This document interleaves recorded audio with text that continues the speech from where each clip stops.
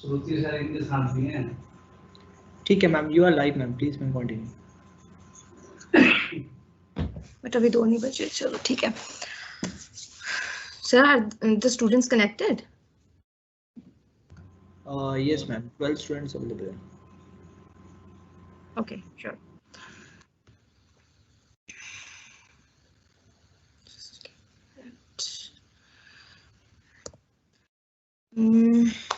Okay, I guess the time has started, so I'll just wait 1 more minute for all the students to get in, join in.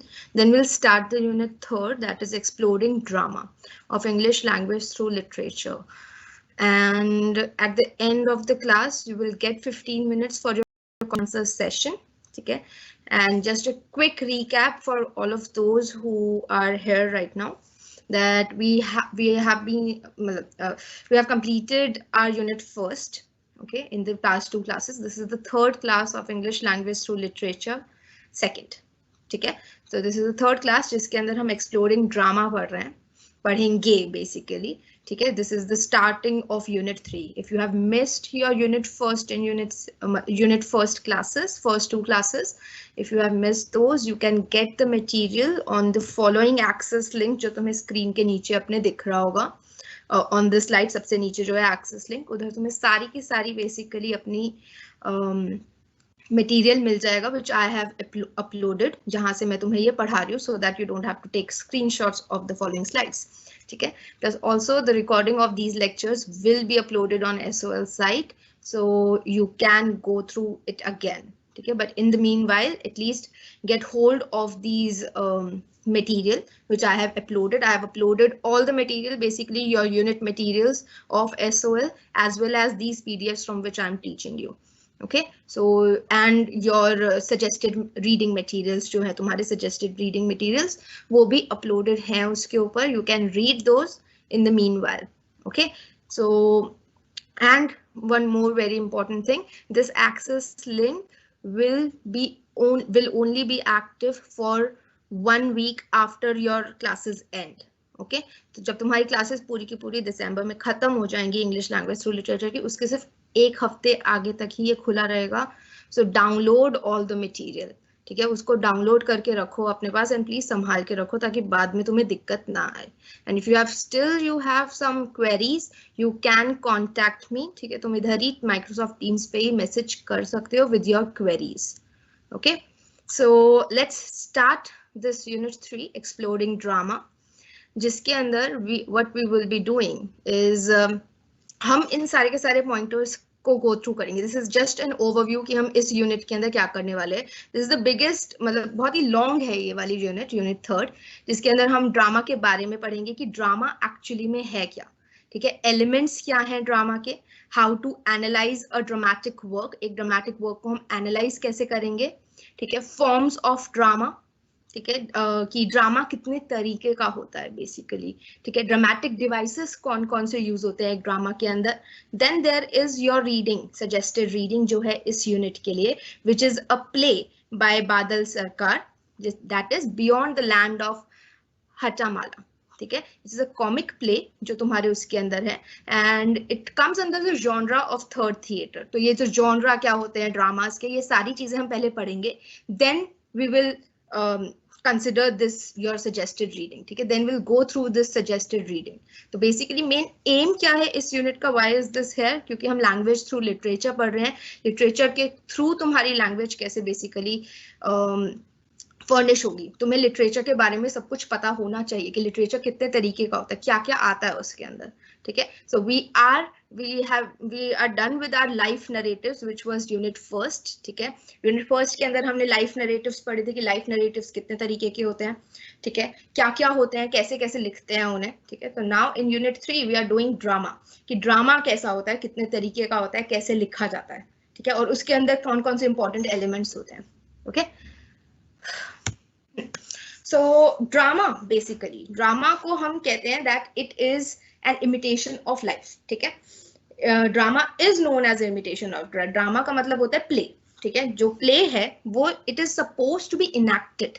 ठीक है, अब आगे चल के जब हम, मतलब अब हम मॉडर्न डेज के अंदर हैं, तो we can see it on our screens basically. But पहले जब ड्रामा शुरू हुआ था, जब ड्रामा या प्लेज शुरू हुए थे जो बहुत पहले होते थे, ठीक है, they are suppose to be seen. ठीक है, तुमने कॉलेजेस में नाम सुना होगा, दिस इज अ सोसाइटी नुक्कड़ नाटक, ठीक है, जो नुक्कड़ नाटक बेसिकली करते हैं, ठीक है, तो दैट इज ड्रामा। और ड्रामा से लिटरेचर बहुत ही ज्यादा कनेक्टेड है, ठीक है, it is regarded as the mother of all arts because क्योंकि वो हमें इन्फॉर्म भी करती है एज वेल एज एंटरटेन भी करती है, वो हमें एजुकेट भी कर रही है और एंटरटेन भी कर रही है, ठीक है, दैट इज ड्रामा, ठीक है। और ये जो ड्रामा है it comes from the Greek word, ठीक है, ग्रीक से आता है dramatics, and which means to do और टू एक्ट, ठीक है, कि हमें कुछ करना है, कुछ एक्टिंग करनी है बेसिकली। इसके अंदर we have set of characters जो आके एक स्टोरी को इनैक्ट करते हैं, ठीक है। अब उस ड्रामा के फॉर्म्स क्या क्या हैं, ठीक है, हम उन ड्रामा को लिखते कैसे, बिकॉज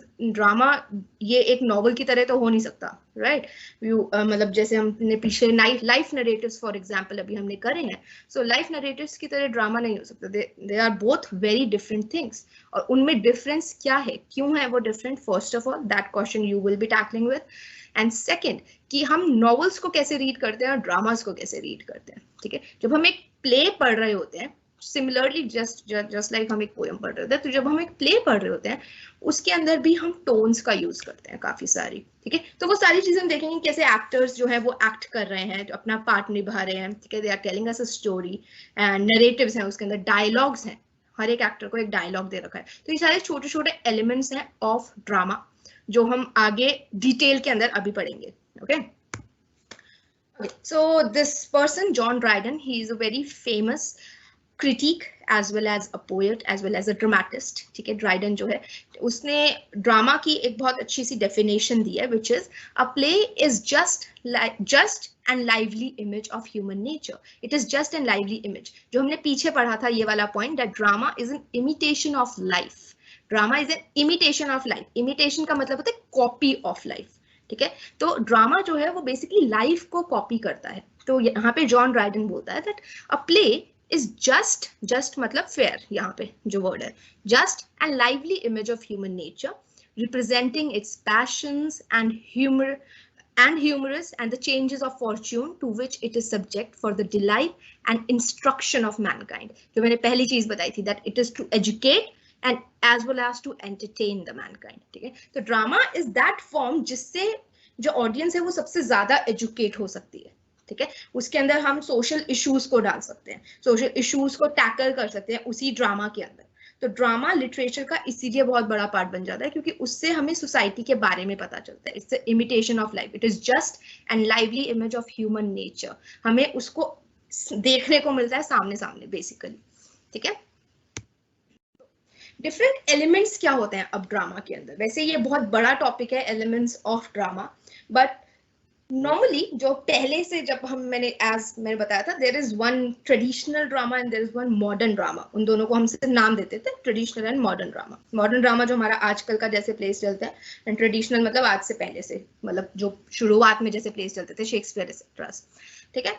तो उसके अंदर उनके एलिमेंट्स के अंदर पुराने उसके अंदर we had plot, we had character, we had dialogue, we had staging and we have themes, ठीक है। ये मेन एलिमेंट्स हैं ड्रामा के जो बहुत ही इंपॉर्टेंट है। अब ये जो plot, character, dialogue, staging, themes, ये हमें लाइफ नरेटिव्स में भी दिखती है, ठीक है, एक नॉर्मल स्टोरीज दिखती है, कैरेक्टर्स होते हैं, बात कर रहे होते हैं एक दूसरे से, राइट। ये हमें नॉवेल्स में भी दिखता है, but how these elements are different in drama, ठीक है।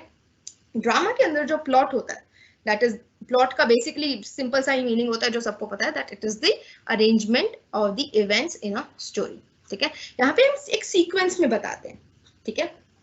एंड प्लॉट का जो स्ट्रक्चर होता है ड्रामा के अंदर वो 6 स्टेजेस के थ्रू गुजरता है। दैट इज पहले एक इनिशियल इंसिडेंट बताया जाता है शुरुआत में प्ले के, फिर एक प्रिलिमिनरी इवेंट होता है, कुछ ना कोई चीज होगी, ठीक है। फिर एक राइजिंग एक्शन जाएगा, फिर एक क्लाइमैक्स आएगा, फॉलिंग एक्शन होगा, ठीक है, एंड डिनाउंसमेंट और या कंक्लूजन आएगा, ठीक है।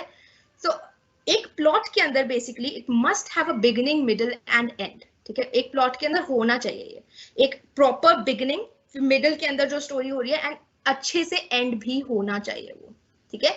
सो बिगिनिंग का मतलब क्या होता है, मेन एक्शन, जहां से हमें स्टोरी पता चले, ठीक है, कि क्या हो रहा है उस स्टोरी के अंदर, प्रॉब्लम्स क्या क्या है। एक मेन एक्शन होता है, that is the beginning of the drama, ठीक है, जहां पे which makes us look forward to something more, कि हाँ ठीक है अब आगे क्या होगा, ठीक है। The middle presumes what has gone before and it requires something to follow, ठीक है, कि कुछ ना कुछ होता है कि हाँ अब एंडिंग क्या होगी। बेसिकली मिडिल के अंदर हम क्लाइमैक्स वाले पॉइंट तक पहुंच जाते हैं, ठीक है, एंड एंड के अंदर obviously follows from what has gone before, middle के अंदर एंड बिगिनिंग में क्या क्या हुआ है उस, फिर वो प्रॉपर एंडिंग हमें देते हैं टू सैटिस्फाई द ऑडियंस। अब एक ड्रामा का एक बहुत ही इंपॉर्टेंट एलिमेंट होता है कि ड्रामा हमेशा ऑडियंस के लिए लिखा जाता है, ठीक है, ऑडियंस को सैटिस्फाई करना है हमें, क्योंकि वो चीज ऑडियंस ही देखेगी, उनके सामने ही जा रही है, ठीक है। अब ड्रामास के मोर मॉडर्न फॉर्म्स के अंदर हम जो स्क्रीन्स के ऊपर देखते हैं, हम प्लेस देखते हैं, राइट, मूवीज देखते हैं जिसके अंदर कैरेक्टर्स होते हैं, प्लॉट होते हैं, वो डायलॉग बोल रहे होते हैं, उनकी थीम चल रही होती है,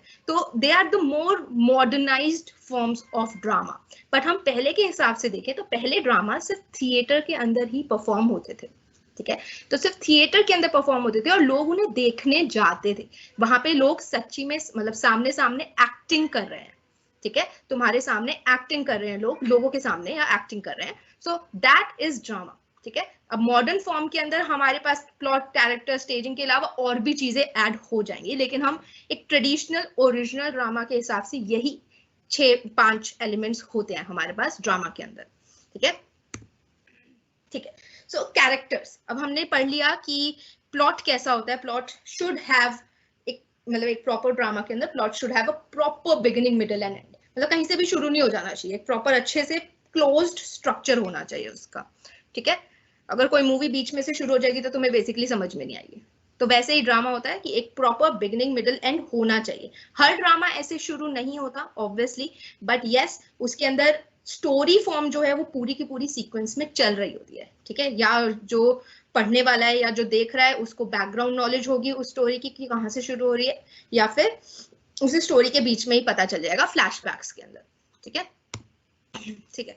सो कैरेक्टर्स, अब हम कैरेक्टर्स पे आते हैं कि ड्रामा के अंदर कैरेक्टर्स कौन कौन से होते हैं, ठीक है। सो यहाँ पे हमारे पास ऑब्वियसली जितने भी कैरेक्टर्स हैं, ठीक है, we see them like men women are enacting the play in front of us, ठीक है, एंड दे आर समटाइम्स जो कैरेक्टर्स हैं वो रियल भी हैं, एंड कई प्लेस के अंदर कैरेक्टर्स सुपरनैचुरल वाला भी इनैक्ट करते हैं, that they are the ghost, ठीक है। किसी ने हैमलेट देखी हो तो हैमलेट के अंदर हैमलेट के जो फादर हैं, ठीक है, king Hamlet, he is the ghost, ठीक है, तो उनको उस गोस्ट का भी किसी ने इनैक्टमेंट किया होगा जो प्ले के अंदर आ रहा है, ठीक है। तो प्लॉट और कैरेक्टर्स जो है वो साथ साथ चलते हैं। एक प्लॉट जो है वो बिना कैरेक्टर्स के आगे बढ़ नहीं सकता, ठीक है, एंड बिकॉज, ठीक है, सी जो सेकंड पॉइंट है that is very important, that plot and character are inseparable part, because when we read plays for their plots to find out what happens, we also read them to discover the fates of the character.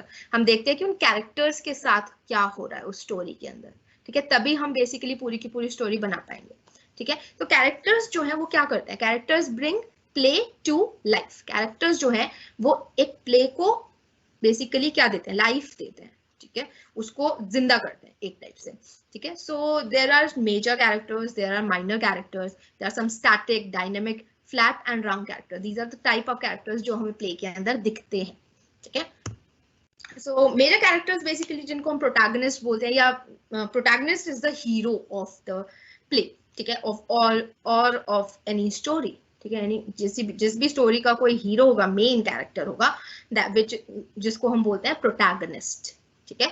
सो ये term बहुत important है, मैं last में I also cover the important terms जो तुम्हारे काम आएंगी, ठीक है। So major character, it is an important figure at the center of the play's action and meaning. He is the major character, और ये एक से ज्यादा भी हो सकते हैं जिनके अराउंड बेसिकली वो स्टोरी रिवॉल्व कर रही है, ठीक है। फिर देयर आर माइनर कैरेक्टर्स जो सिर्फ फंक्शन करते हैं उन मेजर कैरेक्टर्स की स्टोरी को आगे बढ़ाने के लिए, ठीक है, माइनर कैरेक्टर्स, छोटे कैरेक्टर्स, ठीक है। And they are sometimes static. जो माइनर कैरेक्टर्स होते हैं, स्टैटिक का मतलब होता है चेंज नहीं हो रहे हैं, ठीक है, they remain the same through out the play, कि वही काम कर रहे हैं उस प्ले को या मेजर कैरेक्टर्स को आगे बढ़ाने के लिए या उनकी स्टोरी के अंदर ट्विस्ट लाने के लिए, ठीक है। और दे आर डायनेमिक। अब जो माइनर कैरेक्टर्स होते हैं उनके दो पार्ट्स होते हैं, आइदर दे आर स्टैटिक और दे आर डायनेमिक कैरेक्टर्स, जिनके एटीट्यूड, जिनका बिहेवियर बीच बीच में चेंज हो जाता है, जिसकी वजह से जो मेजर कैरेक्टर्स है उनकी लाइफ के ऊपर असर पड़ता है, ठीक है। Then there are flat characters and round characters जो हमें प्ले के अंदर दिखते हैं। फ्लैट कैरेक्टर्स, राउंड कैरेक्टर्स, ये बहुत इंपॉर्टेंट टर्म है, ठीक है, विच you should be aware of. तो फ्लैट कैरेक्टर्स होते हैं बेसिकली जिनका बिहेवियर सेम रहता है थ्रू आउट, ये मेजर कैरेक्टर्स होते हैं, ठीक है, बट इनका behaviour through out the play same रहता है, ठीक है, ये बहुत प्रिडिक्टेबल होते हैं कि हाँ ठीक है ये ऐसा ही करेंगे, ठीक है। फॉर एग्जाम्पल अगर किसी ने ओथेलो देखा हो या उसका कोई भी फॉर्म देखा हो या मूवीज के अंदर देखा हो, कुछ भी, मतलब कोई भी अगर ओथेलो की स्टोरी से भी फेमिलियर हो, तो वहां पे हमें पता है कि वो कैरेक्टर्स बेसिकली प्रिडिक्टेबल हो जाते हैं कि हाँ ये ऐसा ही करेगा गुस्से में आके। Then there are round characters जो बेसिकली अपने नेचर को रिवील नहीं करते, ठीक है, वो ज्यादा प्रिडिक्टेबल नहीं होते अपनी स्पीचेस, अपने बिहेवियर के थ्रू कि हाँ ये एक कैरेक्टर जो है ये इसका अता पता नहीं है कि बेसिकली क्या कर रहा है, they are more confused, basically वो राउंड कैरेक्टर्स हो जाते हैं, ठीक है। तो इन टर्म्स के सिर्फ छोटे से मीनिंग तुम्हें जानने हैं, इसको एकदम डिटेल के अंदर तुम्हें नहीं करना है फर्स्ट ऑफ ऑल, ठीक है, जितना बताया जा रहा है सिर्फ उतना ही, ठीक है, कि हाँ ठीक है इतने तरीके के हमारे पास कैरेक्टर्स होते हैं which is an important element in a drama, okay, ठीक है। देन देयर इज डायलॉग, ठीक है। डायलॉग जो होता है, अब बेसिकली डायलॉग का मतलब क्या होता है, दो लोगों के बीच में बातचीत होना, ठीक है। अब यहाँ पे लेकिन प्ले के अंदर हम थोड़ा सा रिस्ट्रिक्टेड सेंस के अंदर डायलॉग को यूज करते हैं, विच इज द स्पीचेस। अब वो जो कैरेक्टर्स हैं वो सिर्फ दो लोग, मतलब उनके बीच में बातचीत नहीं हो रही, वो जो कैरेक्टर्स हैं वो ऑडियंस से भी बात कर रहे हैं, ठीक है, वो कैरेक्टर्स ऑडियंस से भी बात कर रहे हैं, तो वो अपनी स्पीच भी देते हैं बीच बीच में, ठीक है। कैरेक्टर्स एक ड्रामा के अंदर बीच बीच में अपनी खुद से स्पीच भी देंगे, ठीक है। या अगर तुमने कभी कोई प्ले नहीं देखा तो थिंक, मतलब अगर तुम ये पूरा लेक्चर देख भी रहे हो, सो उस लेक्चर के अंदर थिंक ऑफ मूवीज, ठीक है। मूवीज के अंदर क्या होता है, वो सिर्फ एक दूसरे से बात नहीं हो रहे, कभी कभी they also interact with the person जो उन्हें देख रहा हो, ठीक है। पुरानी मूवीज में ये वाले थोड़े से हो जाते थे कि वो साइड में जाके कैरेक्टर बात कर रहा है या कैमरा के ऊपर नॉक करके बात कर रहा है, ठीक है। तो ये जो स्पीचेस भी देते हैं कई कैरेक्टर्स जो जब वो किसी भी दूसरे कैरेक्टर से बात नहीं कर रहे होते, ठीक है। सो यहाँ पे इस लिटरेरी जॉनरा के अंदर डायलॉग क्या हो जाता है, it is the composition in which characters debate and issue और आइडिया, ठीक है। इट्स अ कॉम्पोजिशन जहाँ पे कैरेक्टर की डिबेट्स होती है, कोई इशू को कंसिडर कर रहे होते हैं या कोई आइडिया प्रेजेंट कर रहे होते हैं, ठीक है। सो ड्रामा का मतलब क्या होता है, ड्रामा का मतलब होता है जब हम ड्रामा एक पढ़ रहे होते हैं, रीड कर रहे होते हैं उसे, तो that is we are reading the dialogues. अब उन डायलॉग्स में थोड़ी टोन भी चाहिए होती है हमेशा, जस्ट लाइक इन पोएट्रीज के अंदर हमें राइम्स चाहिए होती है, ठीक है। तो उन डायलॉग्स में हमें थोड़ी सी टोन्स भी चाहिए होती है, तो वो हमें जो राइटर है, जो प्ले राइट है, बेसिकली जो ड्रामास लिखते हैं उनको हम प्ले राइट कहते हैं, PLAYWRIGHT, ठीक है, प्ले राइट्स कहते हैं। तो वो लोग जो है वो साथ साथ में हमें कुछ ना कुछ हिंट्स देते रहते हैं, ब्रैकेट्स में लिखते रहते हैं, सीन्स को स्टेज करते रहते हैं जो आगे हम पढ़ेंगे प्रोसेस के अंदर, ठीक है। ओके, सो कैरेक्टर्स सिर्फ स्पीच नहीं देते, वो लोग मोनोलॉग्स भी देते हैं, वो लोग सोलिलोक्वी भी देते हैं। ये एक दो टर्म्स जो हैं वो बहुत इंपॉर्टेंट होती हैं ड्रामास के अंदर, फॉर एग्जांपल प्रोटैगनिस्ट, सोलिलोक्वीज। हम सिर्फ ये नहीं बोलते कि स्पीच देते हैं कैरेक्टर्स जो हैं वो डायलॉग्स प्रेजेंट करने के लिए वो सोलिलोक्वी देते हैं, ठीक है, which is a very important dramatic convention or dramatic term, ठीक है, of a dialogue in which the use of soliloquy is used basically to express a character's state of mind, ठीक है। सोलिलोक्वी क्या होता है कि एक कैरेक्टर जो है वो किसी और से बात नहीं कर रहा, वो सिर्फ अकेले खड़े होके अपने आप से बात कर रहा है और उस स्पीच को दे रहा है, उसको हम सोलिलोक्वी बोलते हैं। अब सोलिलोक्वी एंड असाइड्स ये दो अलग अलग टर्म्स होती हैं। सोलिलोक्वीज बेसिकली, इसलिए मैंने लास्ट वाले पॉइंट को बोल्ड करके लिखा हुआ है, ठीक है। सोलिलोक्वीज एंड असाइड्स बहुत अलग चीज होती है। असाइड का मतलब होता है कि साइड में ले जाके बात करना, ठीक है, ऑडियंस से बेसिकली कनेक्ट करना। लेकिन सोलिलोक्वी जो होती है वो पर्टिकुलरली सिर्फ उसी कैरेक्टर के लिए होती है, वो कैरेक्टर ऑडियंस से नहीं बात कर रहा है, ठीक है। असाइड्स के अंदर ऑन द अदर हैंड, जो मैंने अभी पीछे एग्जांपल दिया था, कैमरे पे नॉक करके वो लोग पास में बुलाते हैं, then to talk to you, ठीक है। सो वो चीज वो ऑडियंस से बात कर रहे हैं, तो उनको हम असाइड बोलते हैं कि साइड में ले जाके बात कर रहे हैं, ठीक है। सोलिलोक्वीज वो कैरेक्टर ऑडियंस से बात नहीं कर रहा, ना ही वो उन कैरेक्टर्स अलग दूसरे कैरेक्टर्स से बात कर रहा है, वो अपने आप से बात कर रहा है, ठीक है। तो ये जो है हाँ, Asides क्या होते हैं? Are the comments made directly to the audience in presence of other characters. Asides are the comments made directly to the audience in the presence of other characters, but without those characters hearing. वो characters वही होते हैं, but उसी वक्त वो characters side में जाके कुछ audience से बोलेगा, उन्हीं के presence के अंदर, ठीक है? But soliloquies जो होती हैं, they are basically said alone, ठीक है? वो सिर्फ उसके state of mind को बताने के लिए होती हैं, ठीक है? I hope it is clear, these two terms. These are very important terms. Okay. Then, next important element in a drama is action.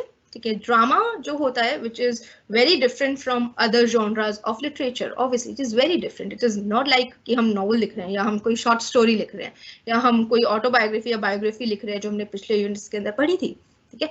इसके अंदर बहुत यूनिक कैरेक्टर्स होते हैं, इसके अंदर बहुत यूनिक चीजें होती है, जो अभी हमने कैरेक्टर्स भी देखे, कैरेक्टर्स ही अलग अलग तरीके के होते हैं एक ड्रामा के अंदर, ठीक है? सो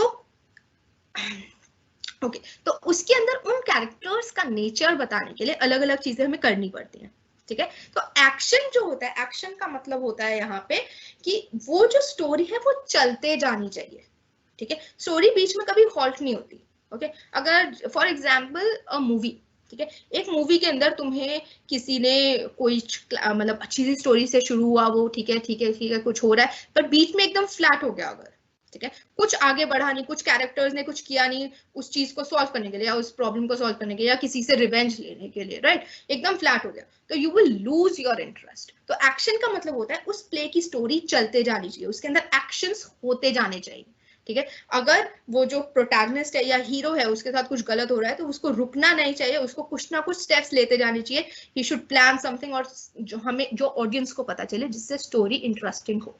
तो एक्शंस हमेशा चलते रहना चाहिए एक प्ले के अंदर, ठीक है। फिर प्ले के अंदर नेक्स्ट इंपॉर्टेंट चीज इज दैट इसके अंदर कॉन्फ्लिक्ट्स होते हैं, कॉन्फ्लिक्ट्स हमेशा होते हैं। कॉन्फ्लिक्ट्स का मतलब ये होता है नॉर्मल डिक्शनरी मीनिंग नहीं, यहाँ पे कॉन्फ्लिक्ट्स जो होते हैं वो दैट मीन्स कि जो प्रोटैगनिस्ट है, जो हीरो है, उसकी लाइफ में स्ट्रगल होनी जरूरी होती है, ठीक है, कुछ ना कुछ प्रॉब्लम होगी, ठीक है। इसकी स्ट्रगल अगेंस्ट द फेट, अपनी खुद की डेस्टिनी से लड़ रहा हो, वो अपनी खुद की किस्मत से लड़ रहा हो बेसिकली, या नेचर से या सोसाइटी से लड़ रहा हो या किसी और इंसान से लड़ रहा हो, ठीक है। तो कॉन्फ्लिक्ट कंपल्सरी नहीं है ड्रामा में होना, बट बहुत ही नेसेसरी हो जाता है लाना to make things interesting basically, ठीक है। अब ये कॉन्फ्लिक्ट्स वो किसी भी तरीके के ला सकते हैं, ये ट्रबल जो है वो किसी भी तरीके के ला सकते हैं, either it can be internal conflict हो सकता है या एक्सटर्नल कॉन्फ्लिक्ट हो सकता है, ठीक है। इंटरनल कॉन्फ्लिक्ट जो होता है बेसिकली जो डील करता है विद मैन, मतलब वो अपने अंदर ही लड़ाई लड़ रहा हो basically, it's a psychological conflict. External conflict on the other hand deals with या तो वो किसी इंसान से लड़ रहा हो, या वो किसी सोसाइटी से लड़ रहा हो, या वो नेचर से लड़ रहा हो, या वो सुपरनैचुरल गॉड या अपनी फेट से लड़ रहा हो, अपनी डेस्टिनी से लड़ रहा हो, ठीक है। These are the different kinds of conflicts जो एक प्ले के अंदर होते हैं, okay. Then there is staging या स्टेज डायरेक्शन, जिसकी मैं अभी बात कर रही थी कि एक जो प्ले राइट होता है वो कोई ना कोई हमें वो देगा, मतलब प्लेस के अंदर ही, क्योंकि जब हम प्लेस, अब जरूरी नहीं है कि हम इनएक्ट मतलब जाके थिएटर्स के अंदर देख रहे हो, we can also read a play, तो रीड करते हुए हमें ब्रैकेट्स के अंदर कुछ डायरेक्शंस मिलती हैं, ठीक है, कि उस प्ले को कैसे पढ़ना है, उसके अंदर हमें कैरेक्टर्स की टोन बताई जाती है, ठीक है, बिकॉज अल्टीमेटली दैट प्ले जो हम रीड कर रहे हैं that is made, that is written to be performed, ठीक है। तो जो परफॉर्मेंस भी देते हैं वो इन्हीं डायरेक्शंस को बेसिकली दिमाग में रखते हुए ही परफॉर्म करते हैं। उन्हें कैरेक्टर का मूड कैसे पता चलेगा जब तक प्ले राइट नहीं बताएगा उस स्टोरी के अंदर, ठीक है। तो स्टेज डायरेक्शंस या स्टेजिंग वही होती है, वो गाइडलाइंस होती हैं, सजेशंस होते हैं जो ड्रामेटिस्ट या प्ले राइट देता है in the script of the play, ठीक है। They are the guidelines for the producer and the author wishes to be, ठीक है। स्टेज डायरेक्शंस जो होते हैं वो पहले बहुत सिंपल से होते थे, आउटलाइन दे देते थे, सीनरीज, सीन बताते थे कि सीन कहाँ पे ओपन हो रहा है, कहाँ पे क्लोज हो रहा है, एक टाइप से हमें जो प्ले राइट बताता है या नरेटर जो है वो बताता है, ठीक है। डायरेक्शंस देते हैं कि ओके ये कैरेक्टर है वो कहाँ से आ रहा है, कैसे मूड में आ रहा है, ओके। तो ये सारी चीजें हमें मिलती है in the stage directions. And stage directions होती है वो एक ऐसा एलिमेंट है that establishes the main link between the reader or the viewer and the dramatist, ठीक है। इन दोनों के बीच में एक मेन लिंक जो है वो स्टेज डायरेक्शन से बनता है। ओके अब क्यों बनता है वो मेनली? ऑब्वियसली क्योंकि वी आर रीडिंग, तो हमें ना टोन पता चलेगी उन स्टेज डायरेक्शन से, ना हमें पता चलेगा कि वो कैरेक्टर कहाँ से आ रहा है, बेसिकली उसकी सेटिंग्स नहीं पता चलेगी हमें, ठीक है, जब तक हमें प्ले राइट या ड्रामेटिस्ट बताएगा नहीं। ओके एंड मॉडर्न ड्रामा के अंदर जो अभी वाले ड्रामास चलते हैं हमारे, through the medium of stage directions, जो ड्रामेटिस्ट है वो अब कंट्रोल करने लग गया है द होल प्रोडक्शन, ठीक है। थिएटर आर्टिस्ट जो है वो अपना विजन लेकर आते हैं थ्रू दीज स्टेज डायरेक्शंस, या सिंपल सी मीनिंग है कि मूवीज को डायरेक्ट करना एक टाइप से, ठीक है। तो डायरेक्टर ही सारी चीजें बताता है कि कैसे एक्ट करना है, क्या करना है। ओके तो that is in modern drama now. And जो ऑडियंस है वो रिस्पॉन्ड करती है टू द प्ले, वो अपना एक्सपीरियंस शेयर करती है थ्रू दीज डायरेक्शंस। अगर डायरेक्शन ही अच्छी नहीं होगी तो बेसिकली वो उस प्ले के अंदर ऑडियंस इंटरेस्ट ही नहीं लेगी, ठीक है।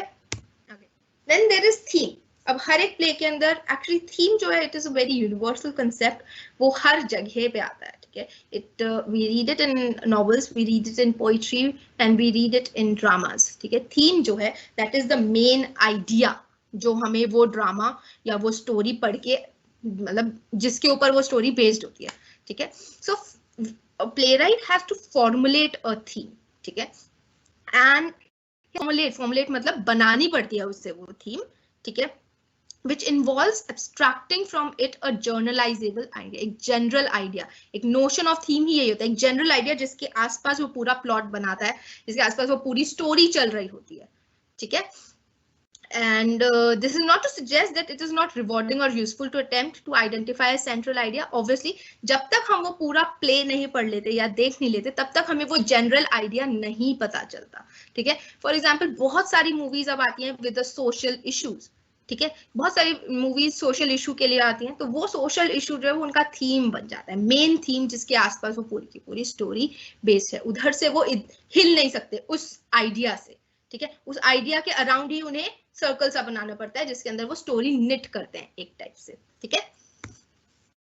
So summarising everything, okay this spelling is wrong, my fault, but yeah, जितना भी अभी हमने पीछे जितने भी elements पढ़े हैं उनको summarize करने के लिए what we have learned is that plot is the action, that is the basic storyline of the play, जिसके 6 stages होते हैं: initial incident, primary event, rising action, climax, falling action, denouement. Denouement मतलब conclusion, ठीक है, story खत्म हो जाती है, ठीक है। Then there is theme.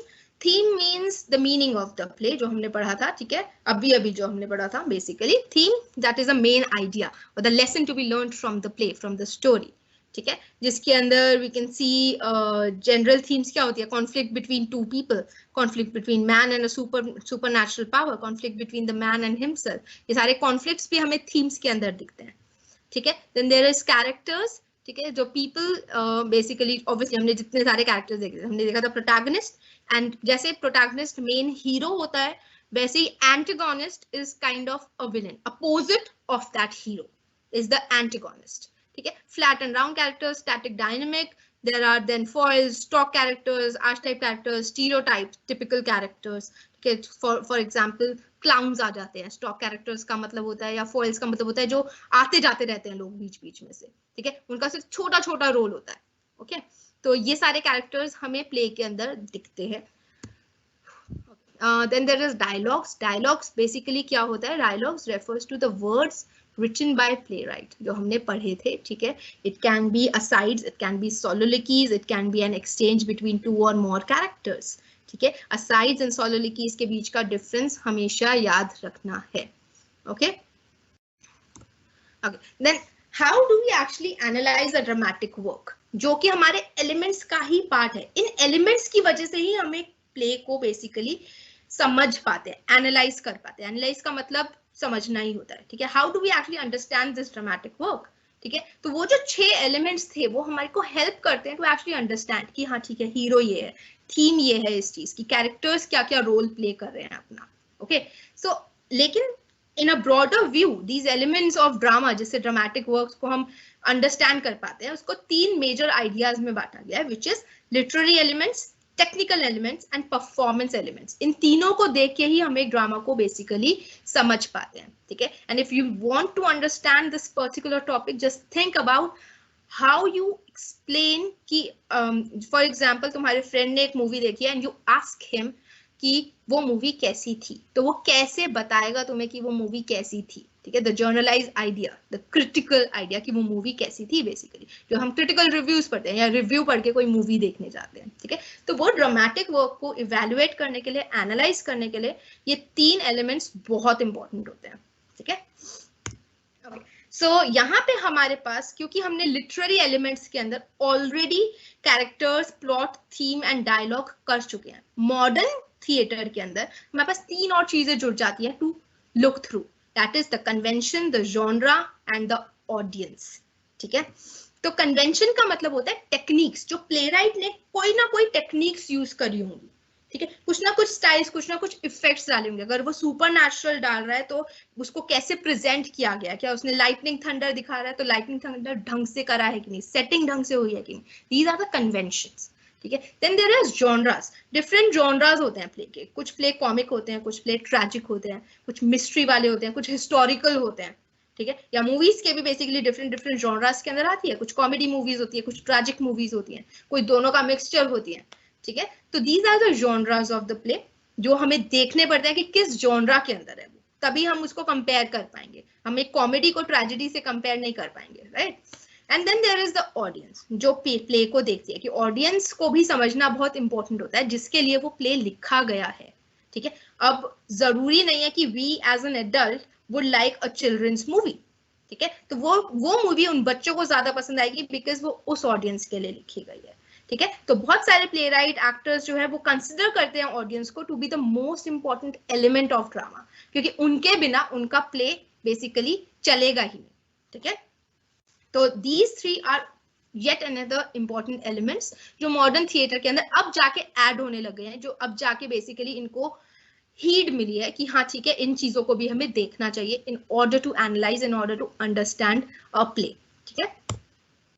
There are technical elements की scenery, settings, costumes. अब एक character की costume ही basically इतनी convincing नहीं होगी तो कुछ भी नहीं हो पाएगा उस play के अंदर, ठीक है। Properties, lights, sound and makeup, ये सारी चीजें technical elements भी समझने में help करता है, ठीक है। Technical elements to the point होने चाहिए, उन characters को represent करने चाहिए, ठीक है। एक कैरेक्टर रिप्रेजेंटेशन बहुत इंपॉर्टेंट होती है, क्योंकि drama as we have already discussed it's an imitation of life, वो लाइफ को इमिटेट कर रहा है, वो जैसे हम लोग रहते हैं बेसिकली उस चीज को इमिटेट कर रहा है, वो ह्यूमन नेचर को इमिटेट कर रहा है, ठीक है। अगर फॉर एग्जाम्पल रामायण की स्टोरी से एवरीबडी मस्ट बी फेमिलियर, ठीक है। अब Ramayana initially is a play, enact होता है रामायण, राइट।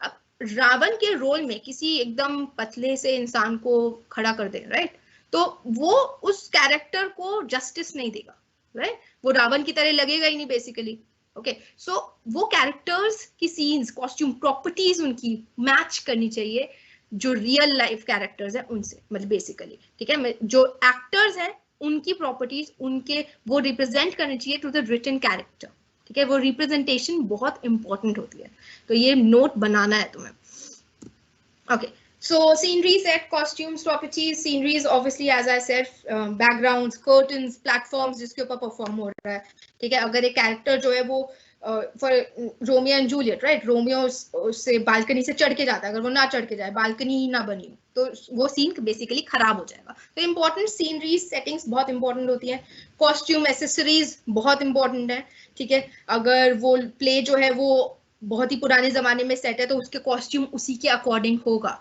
ठीक है। वो नॉर्मल जीन्स वगैरह के अंदर नहीं कर सकते, राइट। तो वो कॉस्ट्यूम्स बहुत इंपॉर्टेंट है, प्रॉपर्टीज बेसिकली, ठीक है, ऑब्जेक्ट्स एंड परफॉर्मेंसेस, ठीक है, वो सारी चीजें इंपॉर्टेंट है इन अ प्ले। लाइटिंग इंपॉर्टेंट है, लाइट्स इंपॉर्टेंट है, लाइटनिंग इंपॉर्टेंट है, ठीक है, ताकि वो इन्वायरमेंट, वो मूड बना रहे, ठीक है। फॉर एग्जाम्पल मूवी थिएटर्स में हम जाते हैं, लाइट्स एकदम बंद होकर पूरा थिएटर दिखता है, हमें स्क्रीन हमारे सामने दिखती है, तब हम ज्यादा इंजॉय कर पाते हैं। लाइट्स इंपॉर्टेंट है, साउंड इंपॉर्टेंट है, मेकअप इंपॉर्टेंट है ऑफ द कैरेक्टर्स, ठीक है। तो ये सारी चीजें इंपॉर्टेंट टेक्निकल एलिमेंट्स हैं जो एक प्ले के अंदर होनी चाहिए, ठीक है। And then there is the performance elements which is acting, character motivation, character analysis and empathy, ठीक है। एक्टिंग बेसिकली उस एक्टर की एक्टिंग भी अच्छी होनी चाहिए, उसको एक्टिंग आएगी नहीं तो फिर बेसिकली पूरी की पूरी स्टोरी फ्लैट हो जाएगी, ओके। कैरेक्टर मोटिवेशन, ठीक है, the reason and reasons of characters behaviour, उनको कैरेक्टर को समझना पड़ता है।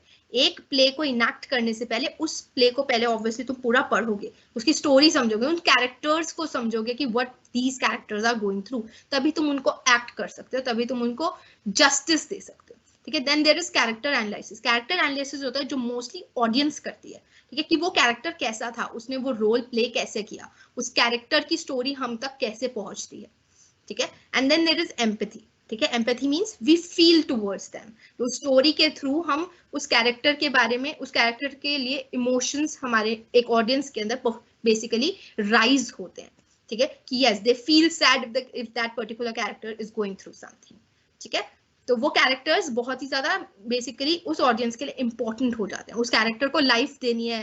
ठीक है, तो that is the main M of the actor. तो वो एक्टर ढंग से एक्टिंग करेगा, मोटिवेट होगा, ठीक है, उस कैरेक्टर का एनालिसिस करेगा, तभी वो उस एम्पैथी को जगा पाएगा इन द ऑडियंस। ठीक है, बिकॉज ऑडियंस सब कुछ है for the play, it's a very important element for the play. ठीक है, ऑडियंस जो है उसी के लिए सब कुछ लिखा जाता है, ये चीज तुम्हें समझनी है एंड लिखनी भी है। Okay, so in conclusion basically जो हमने सिर्फ आज 3 चीजें करी हैं, which is the how to analyze a drama and what are the text in the sense elements of drama and what is drama, and I hope it is clear कि drama actually में है क्या। तो यहाँ पे मैंने सिर्फ और सिर्फ बहुत ही शॉर्ट के अंदर सारी चीजें मेंशन करी हैं कि ड्रामा होता क्या है। ठीक है, drama is an imitation of life, it is a branch of literature which is both literary art and representational art. ठीक है, हम उसे पढ़ते भी हैं, हम उसे देख भी सकते हैं। It's an imitation of an action. It is an imitation of a life. ठीक है, and as a literary art, it deals with fiction. It deals with imaginary stories. ठीक है, फिर या तो fiction हो सकता है, imaginary stories हो सकती है, real stories हो सकती है जिसके ऊपर play enact हो। ठीक है, so this is very important. It is a direct presentation of life experiences. ठीक है, बिना उसके, क्योंकि actors को हम सामने सामने perform करते हुए देख रहे होते हैं। ठीक है, और इम्पोर्टेंट टर्म्स जो तुम्हारे लिए बहुत जरूरी है, ठीक है, which is protagonist, which is the leading character in a drama, then the plot, the events of a drama, events in a story, ठीक है, then there is haemorrhagia जो tragic fall या misfortune जो एक हीरो के साथ, एक protagonist के साथ हमेशा कोई ना कोई ट्रबल होती है, जो हमने बात करी थी, उसको हम टर्म से बुलाते हैं hamartia. Then there are omens, there are bad luck types वाली चीजें जो एक ट्रेजेडी में चलते रहती है। Then there is antagonist who is the opponent और the enemy of the protagonist, ठीक है, या of the good character, of the character in conflict, उस कॉन्फ्लिक्ट को हम हेमोर्शिया कहते हैं। Then there are monologues which is a very long speech in presence of the characters. ठीक है, मोनोलॉग का मतलब होता है एक उन्हीं मतलब कैरेक्टर्स के सामने ही वो एक अपनी बहुत लंबी स्पीच दे रहा हो। और soliloquy is a speech made by the character while he is alone and he is not talking to the audience, he is talking to himself. तो ये इंपॉर्टेंट टर्म्स है जो तुम्हें पता होनी चाहिए कि प्रोटैगनिस्ट कौन है, एंटागोनिस्ट कौन है। ठीक है, अब ये टर्म क्यों पता होना चाहिए, may be they can ask you a question on that.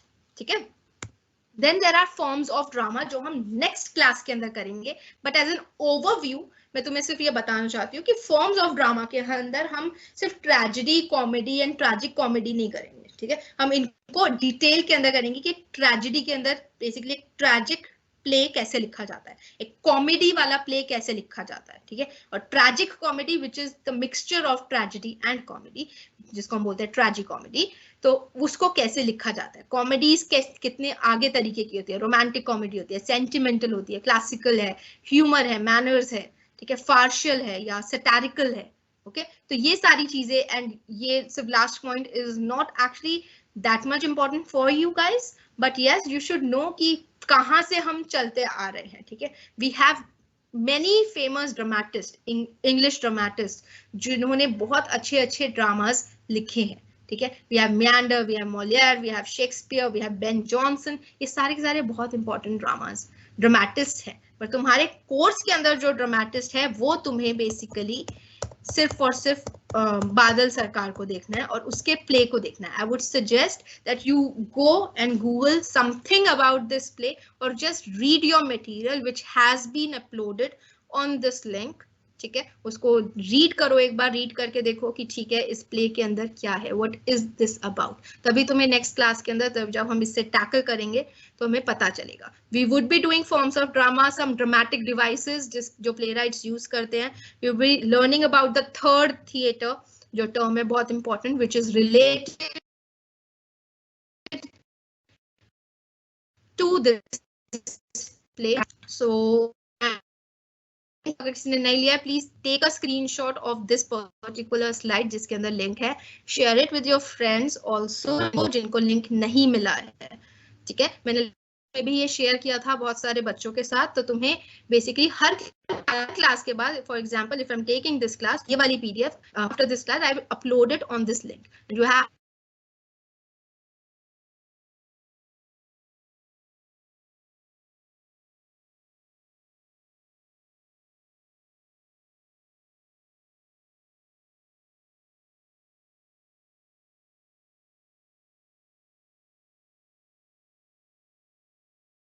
खत्म हो जाएगी, उसके सिर्फ और सिर्फ नेक्स्ट 7 डेज तक ये ओपन रहेगा, उसके बाद I will close this link. तो तुम्हें यहाँ पे सारी की सारी चीजें करके रखनी है. Okay, so I hope it is all clear, dramas and etceteras वो सब कुछ क्लियर हो. और कोई क्वेश्चन है तो yes you can tell me. अभी पोइट्री का अभी हमने ड्रामा शुरू किया because drama is a very big topic. हमारा यूनिट 3 जो है वो थोड़ा बड़ा है and which is actually quite easy. ठीक है, तो तुम्हें जल्दी ग्रास्प भी होगा, इसलिए मैंने अभी यूनिट थर्ड शुरू किया, यूनिट सेकंड अभी शुरू नहीं किया. अभी हम यूनिट थर्ड पूरा का पूरा करेंगे, उसके बाद ही दूसरे यूनिट्स पे जाएंगे. ठीक है,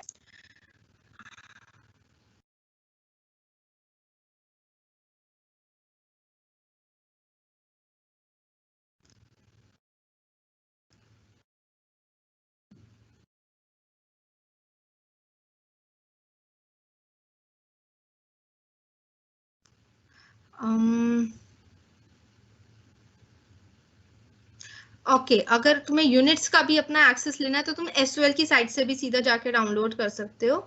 ठीक है, एंड अगर कोई क्वेश्चन है between this thing that this particular forms and elements of drama के लिए तो पूछ लो. यस, लिटरली पीडीएफ अभी तुम्हें एक्सेसिबल ही नहीं है. ठीक है, ओके अगर कोई क्वेश्चन है तो प्लीज पूछ लो अभी. ठीक है, क्वेश्चन वाला पार्ट इज ओपन. एंड अगर तुम्हें पिछले क्लास में से भी कोई दिक्कत है लाइफ नरेटिव्स में से तो वो भी अभी पूछ लो तुम्हारे लिए. हमने कॉन्फ्लिक्ट की बात करी थी, हमेशा सिर्फ एक टर्म दे दिया है उसे. ठीक है, हमेशा सिर्फ एक टर्म दे दिया. जब हमने कॉन्फ्लिक्ट की बात करी थी तो उसके अंदर हमने पढ़ा था कि एक जो मेन कैरेक्टर होता है उसके पास कोई ना कोई प्रॉब्लम आती है, जो हीरो होता है उसके पास उसके लिए कोई ना कोई प्रॉब्लम रहेगी. ठीक है, उसकी लाइफ के अंदर कोई ना कोई प्रॉब्लम रहेगी या उसका कोई फॉल्ट रहेगा जिसकी वजह से उसकी लाइफ में कोई ना कोई दिक्कतें आ रही होंगी, विच इज कॉल्ड हेमर्शिया. ठीक है, तो उसके अंदर कुछ कमी होती है जिसकी वजह से बहुत सारी दिक्कतें आ रही होती हैं. ठीक है, फॉर एग्जाम्पल अगर तुम लोगों ने कभी ओथेलो की स्टोरी पढ़ी भी हो तो Othello is that kind of क्या कहते हैं story. Basically Othello is that kind of a story जिसके अंदर ओथेलो हमें पता है कि he is a very jealous person. उसकी जेलसी की वजह से उसने अपनी वाइफ को मारा था. ठीक है, तो jealousy is his hamartia, is its fault, उसने अपनी गलती की वजह से, जिसकी वजह से उसकी लाइफ में प्रॉब्लम्स आई. ओके, एंड ये जो पीडीएफ्स हैं which are very detailed, it is detailed obviously I know कि पीडीएफ थोड़ी सी पॉइंटर्स में होनी चाहिए but it is very detailed for you guys, क्योंकि तुम्हारे पास आगे चल के फिर मटेरियल में दिक्कत ना आए, लिखने में दिक्कत ना आए. ठीक है, सो और कोई क्वेश्चंस हैं?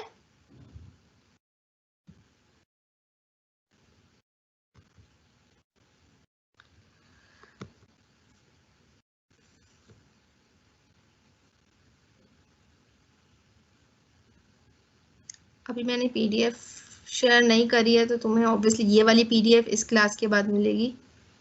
ठीक है,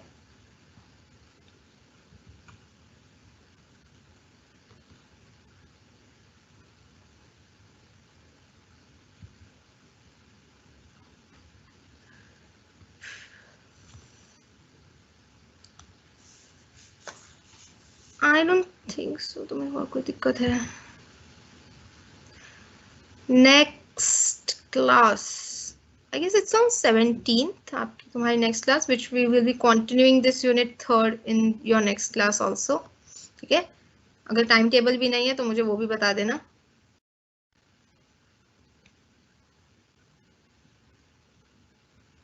Okay, see SOL की साइट के ऊपर जो तुम्हारे यूनिट्स हैं, ठीक है, जो यूनिट्स है उसकी जैसे जो तुम्हारी सजेस्टेड रीडिंग्स है उसकी सिर्फ समरीज दे रखी हैं एसओएल की साइट के ऊपर. वो जो मटेरियल है वो रीड तुम्हें करना है, लेकिन in order to understand all those things. ठीक है, okay. Link, I guess you just click on that link. I don't know why is it not valid but I take a look at it. ठीक है, that is the only link जिसके ऊपर मैं सारी की सारी बेसिकली प्रोवाइड कर रही हूँ. So I guess that should work. Just give me a minute.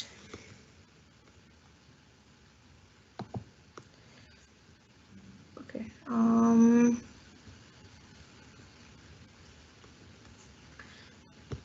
Okay, I guess तुमने should I just say the words? ठीक है, या मेरे में तो ओपन हो रहा है वो लिंक, तो एक बार तुम लोग देख लेना. Plus yes, characters of a drama, characters मैंने समझाए थे आपको. सी कैरेक्टर्स हमने जब समझाए थे तो we went through all those things. ठीक है, कि एक कैरेक्टर का कितने कितने तरीके के कैरेक्टर्स होते हैं हमारे पास. अगर तुम कोई मूवी देख रहे हो which is not your everyday movie but एक बहुत ही एक्सेप्शनली गुड मूवी, तो उसके अंदर डिफरेंट डिफरेंट कैरेक्टर्स मिलेंगे. उन कैरेक्टर्स के डिफरेंट डिफरेंट रोल्स होते हैं, उन कैरेक्टर्स के डिफरेंट डिफरेंट बिहेवियर्स होते हैं. तो हमें बहुत तरीके के कैरेक्टर्स मिलते हैं. ठीक है, we have round characters, we have flat characters. Round and flat are the only terms which you should be concerned with. ठीक है, कंसर्न्ड विद क्यों? बिकॉज फ्लैट कैरेक्टर्स होते हैं बेसिकली फ्लैट लाइन, कि वो उसी तरीके से चलेंगे, हमें पता है कि वो वैसे ही बिहेव करेंगे, वो चेंज नहीं हो सकते. राउंड कैरेक्टर्स जो बहुत ही अनप्रिडिक्टेबल होते हैं, जिनकी एक्शंस को हम प्रिडिक्ट नहीं कर पाते, which are the round characters. फिर वहां पे ब्रॉडर टर्म्स के अंदर we have some minor character, major characters basically जिसके आसपास मेन स्टोरी कर रही होती है, एंड द माइनर कैरेक्टर्स जो हेल्प आउट कर रहे होते हैं स्टोरी को पूरा बांधने में. ठीक है, okay okay. Then there is monologue, soliloquy. Monologue and soliloquy, as I already has explained, monologue, soliloquies are the kind of speeches जो character देते हैं. ठीक है, monologue होता है बहुत लंबी speech जो एक character दे रहा है. He gives that in presence of other characters. On the other hand, soliloquy जो होता है, soliloquy is the speech given by the character not in the presence of other characters. ठीक है, वो अपने बेसिकली वो अपने आप से बात कर रहा होता है, which is a soliloquy. ठीक है, ओके. अगर लिंक या लिंक मेरे में खुल रहा है बेसिकली, पॉइंट ये है. So I'll just check it out. I'll check the link. Wait a minute.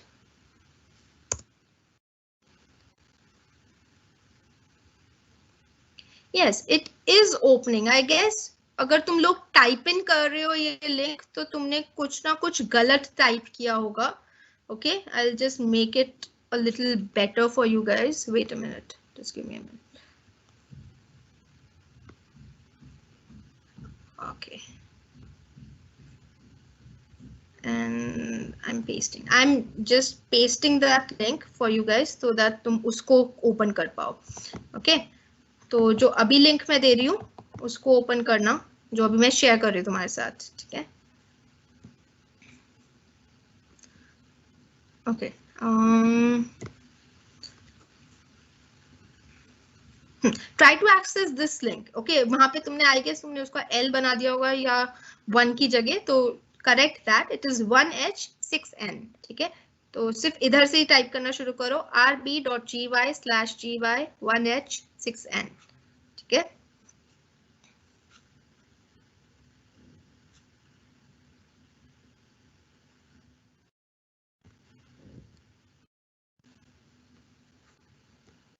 okay, is it clear now?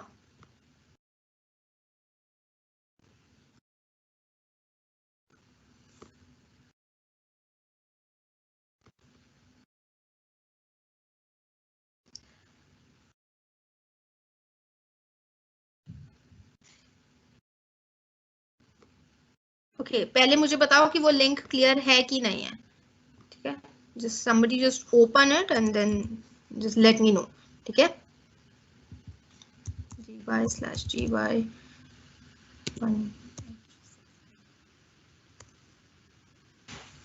ठीक है? अभी मैंने एक लिंक तुम्हें दिया है, पब्लिश्ड वाले सेक्शन के अंदर देखना है, just let me know that if you can open it, okay?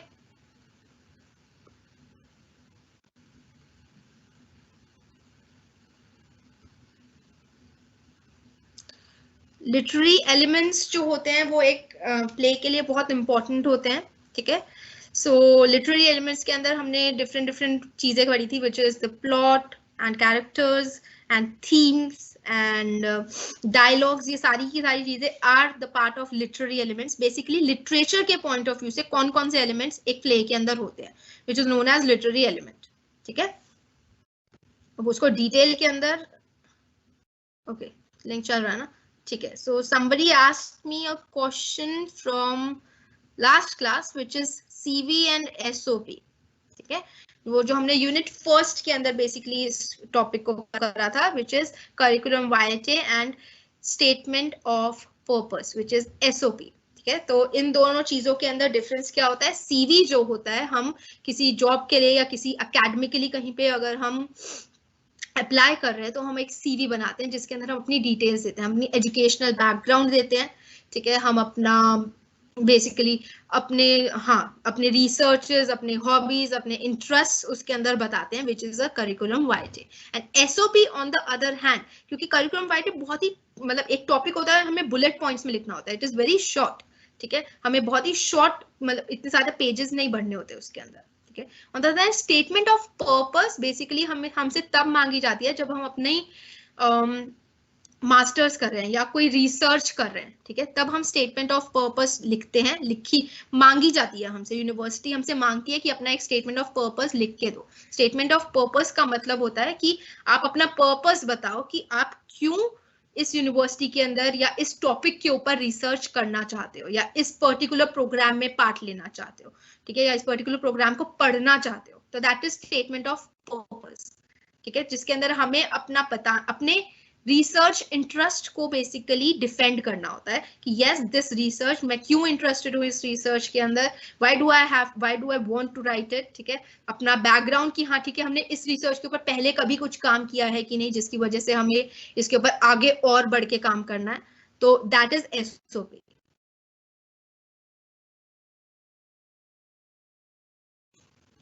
Book कोई परचेज नहीं करनी, that is why I have made these detailed PDFs for you guys, ताकि तुम्हें बुक भी अभी परचेज करने की जरूरत ना पड़े, ठीक है?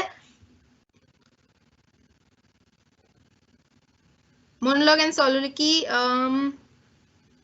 हाँ, मोनोलॉग एंड सोलोलिकीज जो है वो मैंने अभी समझाया था, but I am explaining it again. Monologues जो होते हैं वो लॉन्ग स्पीच होती है, लंबी स्पीच जो एक कैरेक्टर देता है in the presence of other characters, ठीक है? ये बहुत इंपॉर्टेंट लाइन है, that they give these speeches in the presence of other characters. On the other hand soliloquy, ठीक है, स्पेलिंग भी गलत है तो प्लीज इनकी स्पेलिंग्स थोड़ी सी लर्न कर लेना, बिकॉज अगर तुम स्पेलिंग ढंग से नहीं लिखोगे तो कोई फायदा नहीं होगा, ठीक है? सोलोलिकी ऑन द अदर हैंड, सोलोलिकीज के अंदर हम कैसे बताऊं, ओके, सोलोलिकीज के अंदर जो कैरेक्टर है वो अपने आप से बात कर रहा होता है, उसको और कोई नहीं सुन सकता वहां पे, ठीक है? वो अकेले में बात करता है, अकेले में ये स्पीच देता है जब उसके आसपास और कोई कैरेक्टर नहीं होता, ठीक है? ऑडियंस उसको सुन पा रही होती है पर उसके लिए वो खुद अपने आप से बात कर रहा है, ठीक है? वो ऑडियंस से भी बात नहीं कर रहा, दैट इज अ सोलोलिकी।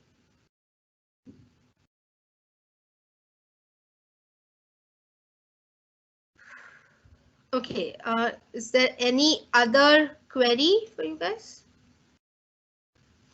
सी थोड़ी सी ना स्पेलिंग्स ठीक लिखो वरना मैं नहीं बता पाऊंगी कि तुम क्या क्वेश्चन पूछ रहे हो मुझसे,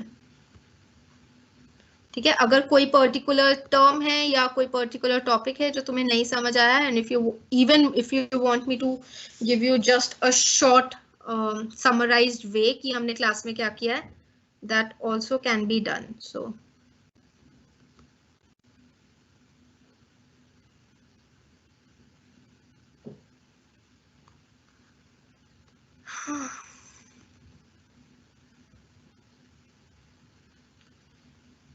Okay, somebody is asking me at the end of the class that which subject is it? It is the English language through literature, part 2.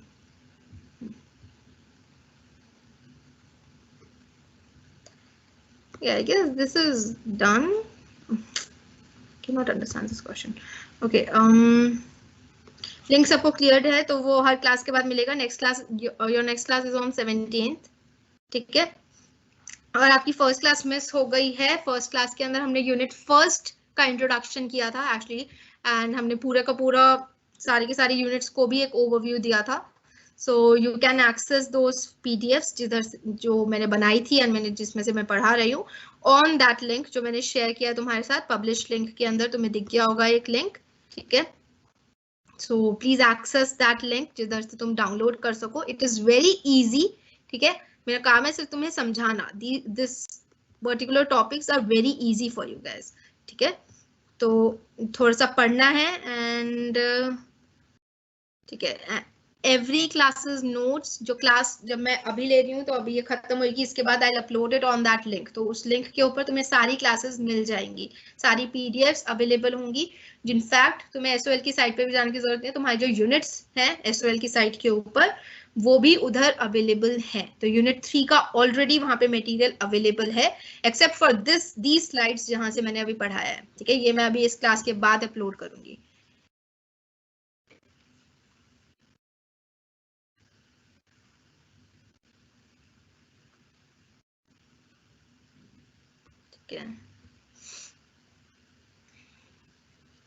And I hope वो लिंक सबसे ओपन हो रहा हो अब. I guess I got one reply कि हाँ हो रहा है ओपन. ठीक है, difference between a CV and resume. ठीक है, ये हमने कल की क्लास में किया था सीवी एंड रिज्यूमे. ठीक है, एंड बेसिकली यहाँ पे बहुत ही छोटा सा डिफरेंस होता है सीवी और रिज्यूमे के बीच में. ठीक है, सीवी जो होता है वो हम मोस्टली अपने एकेडमिक्स के लिए यूज करते हैं. ठीक है, मतलब कि एक टाइप से क्या कह सकते हैं, resume on the other hand थोड़ा सा जॉब ओरिएंटेड होता है. हम सिर्फ एक पेज में उस एम्प्लॉयर को बताना चाहते हैं कि हमने क्या क्या किया है एंड हम इस जॉब के लिए क्यों एप्लीकेबल हैं या क्यों करेक्ट ऑप्शन है बेसिकली. तो वो एक वन से या ज्यादा से ज्यादा 2 पेज का समरी होता है हमारी पूरी की पूरी जॉब का, कि हम हमारे एक्सपीरियंस क्या क्या है, हमारी एजुकेशन क्या क्या है, और वो काफी जॉब ओरिएंटेड होता है. On the other hand CV जो होता है विच इज वेरी थोड़ा सा लॉन्ग होता है. उसके अंदर इट्स जस्ट लाइक हम उसके अंदर थोड़ा सा अपना बायोग्राफी भी डाल देते हैं. ठीक है, वी राइट कि हम कहाँ पे रहते हैं, हमारा मोबाइल, हमारा ईमेल आईडी, ये सारी चीजें रहती हैं. बट यस, हमारा पूरा एजुकेशनल बैकग्राउंड, 10th 12th कहाँ से की थी, ठीक है, your graduation, your post graduation, your work experiences, your research interest, your hobbies, वो सारी चीजें करिकुलम वाइटे में आती हैं. ठीक है, तो वो थोड़ा सा बड़ा होता है देन रिज्यूमे. रिज्यूमे सिर्फ जॉब ओरिएंटेड होता है. अगर आप किसी भी जॉब के लिए अगर आप अप्लाई कर रहे हो तो वो उस जॉब के हिसाब से आप उस रिज्यूमे को बेसिकली ठीक है, उसको एडिट उस जॉब के हिसाब. ठीक है, ओके.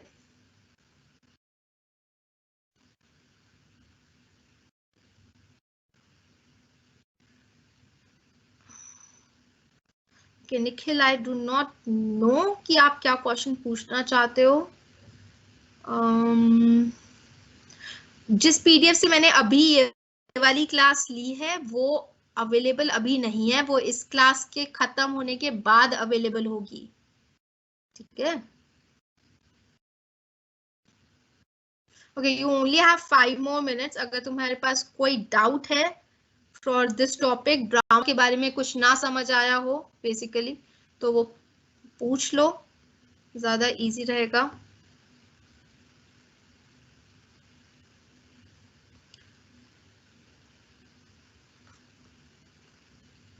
और मैं सिर्फ रेलिवेंट क्वेश्चंस के ही आंसर दे रही हूँ. फर्स्ट ऑफ ऑल प्लीज मुझसे बार बार रिपीट करके मत पूछो. ओके, एंड आई होप तुम्हारा सब्जेक्ट क्लियर हो गया हो कि तुम्हें यही वाले सब्जेक्ट्स लेने हैं.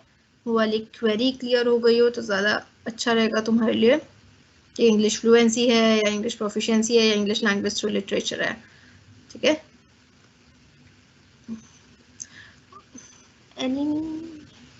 ओके. जो मैंने टर्म्स बताई थी तुम्हें, प्रोटैगनिस्ट एंड एंटागोनिस्ट, ठीक है। प्रोटैगनिस्ट का मतलब होता है he is the hero of that particular story, of that particular drama. On the other hand antagonist उसका अपोजिट होता है, उसका एनिमी होगा या विलन होगा उस कैरेक्टर, उस प्ले के अंदर, उस स्टोरी के अंदर, उसको हम एंटागोनिस्ट बोलते हैं। ठीक है, जो एनिमी होता है, दुश्मन होता है। ओके, अगर तुम्हें एनिमी का मतलब नहीं समझ आ रहा हो तो ओके। ये तुम्हारी सजेस्टेड स्टोरीज जो है वो तुम्हें इस कंसेप्ट को और क्लियर करने में हेल्प करती है, इसलिए तुम्हें सजेस्टेड रीडिंग्स दे रखी है ताकि तुम इस कंसेप्ट, जो हम कंसेप्ट्स पढ़ रहे हैं, हम लाइफ नरेटिव्स पढ़ रहे हैं या हम ड्रामा पढ़ रहे हैं, तो उनके कंसेप्ट्स और क्लियर हो सके तुम्हारे। ठीक है, इसलिए तुम्हारी रीडिंग्स हैं और वो इम्पोर्टेंट है। ठीक है,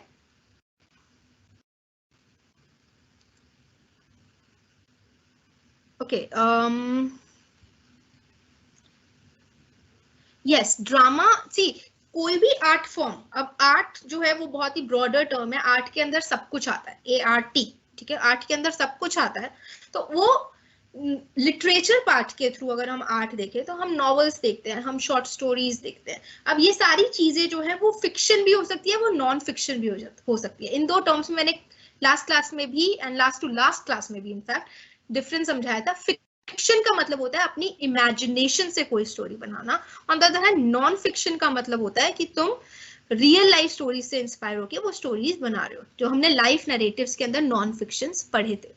ठीक है, तो drama, yes, they can be categorise as fiction and non fiction also. ठीक है, बट मोस्टली उसके अंदर फिक्शन होता है बिकॉज काफी कम टाइम में उन्हें पूरी की पूरी स्टोरी बतानी पड़ती है। ठीक है, उसके ऊपर यस, नॉन फिक्शनल के अंदर सिर्फ इतना हो सकता है कि वो उससे इंस्पायर होकर उस स्टोरी के अंदर कुछ ना कुछ चेंजेस करते हैं। ठीक है, फॉर एग्जाम्पल अगर तुम्हें देखना है कि काफी सारी मूवीज जो है वो किसी की रियल लाइफ स्टोरी से इंस्पायर होती है, लेकिन the term inspire is very important है। ठीक है, वो सिर्फ इंस्पायर्ड होते हैं उनसे, उसके अंदर वो अपने चेंजेस कुछ ना कुछ करते हैं। ठीक है, तो यस, ड्रामा मोस्टली उसके अंदर फिक्शनलाइज्ड वर्ड ही आता है। ठीक है, यस, ग्रामर से क्वेश्चंस आ सकते हैं, जो तुम्हारे पेपर है या पेपर के जो मतलब सैम्पल पेपर्स वगैरह है, आई एम जस्ट सॉल्विंग दोस, तो वो मैं तुम्हारे साथ डिस्कस करूंगी इन द कमिंग क्लासेस। ठीक है, तो वो क्लासेस में करेंगे, लेकिन फर्स्ट ऑफ ऑल तुम्हें हमारे अपने कॉन्सेप्ट्स क्लियर करने हैं। अगर तुमसे पूछा जाए यूनिट 1 के अंदर which is named as understanding life narratives, तो तुम्हें उसके बारे में पता हो कि लाइफ नरेटिव्स कौन कौन से होते हैं, ऑटोबायोग्राफी क्या होती है, बायोग्राफी क्या होती है, मेमोर्स क्या होते हैं। अगर हम ड्रामा पढ़ रहे हैं तो ड्रामा में अभी तक हमने टाइप्स नहीं करे हैं उसके, ठीक है, लेकिन ड्रामा के अंदर एलिमेंट्स कौन कौन से इंपॉर्टेंट होते हैं, ये सारी चीजें तुम्हें पता होनी चाहिए, ये तुम्हारे आंसर लिखने में तुम्हें हेल्प करेगा। ठीक है, okay, so I guess class is gonna end now, you only have a minute. Okay, तो अब अगर कोई भी क्वेश्चन है just note it down, ask it in the next class. ठीक है, इसको रिवाइज कर लेना एंड अपने कंसेप्ट्स थोड़े से क्लियर रखना, उन जो सजेस्टेड रीडिंग्स है उसकी थोड़ी सी कुछ ना कुछ समरी पढ़ना। ठीक है, उनसे स्टोरी से थोड़ा सा फेमिलियर होना तो इजी रहेगा। ठीक है, and yes, I am trying to explain it in Hindi also, क्योंकि काफी सारे स्टूडेंट्स ने बोला था कि हिंदी में समझाना है उन्हें। ठीक है, तो अगर किसी का कुछ ऐसा प्रेफरेंस है तो प्लीज मुझे बता देना। ठीक है, and I am trying my best कि मैं दोनों लैंग्वेजेस में ही बताऊं तुम्हें, ताकि ज्यादा अच्छे से कंसेप्ट्स क्लियर हो सके। तो उन रीडिंग्स को पढ़ लेना। Okay, and I guess class is over now. Okay, और कुछ है? repeat all the terms. See, next class के अंदर what I will do is कि आज की क्लास में जो हुआ है उसका एक छोटा सा समराइज्ड वर्जन हम नेक्स्ट क्लास के अंदर कवर करेंगे, तो please be there in the next class at least first few minutes के अंदर। Okay, because class is now ended, it's 3, अपने आप ही एंड हो जाएगी। ओके, सो वो कर लेना, मोस्टली टर्म्स प्रोटैगनिस्ट एंटागोनिस्ट का ध्यान रखना। Okay, so yes, it is done now. So oh, okay, yes, bye bye and happy Diwali.